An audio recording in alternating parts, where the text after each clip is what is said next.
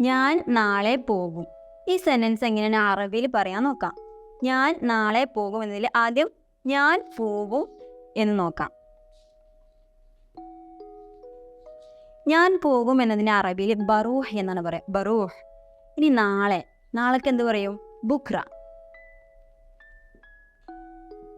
നാളേക്ക് ബുക്ര എന്നാണ് പറയാം. അപ്പോൾ ഞാൻ നാളെ പോകും. ബറൂഹ് ബുക്ര. ബറൂഹ് ബുക്ര. നെക്സ്റ്റ്, ഞാൻ ഇന്നലെ ഖത്തറിലേക്ക് പോയി. ഞാൻ ഇന്നലെ ഖത്തറിലേക്ക് പോയി എന്നെങ്ങനെ അറബിയിൽ പറയാൻ നോക്കാം. ആദ്യം ഞാൻ പോയി. ഞാൻ പോയി എന്നതിന് റൊഹ്തു എന്നാണ് പറയാം. റൊഹ്തു.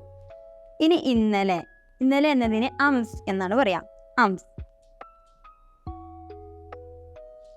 അപ്പോൾ റൊഹ്തു അംസ് ഖത്തറിലേക്ക്. ഖത്തറിലേക്ക് എന്നതിന് ഇലാ ഖത്തർ. ഇലാ ഖത്തർ. ഞാൻ ഇന്നലെ ഖത്തറിലേക്ക് പോയി. റൊഹ്തു അംസ് ഇലാ ഖത്തർ. شوفكم في فيديو ثاني. شكرا.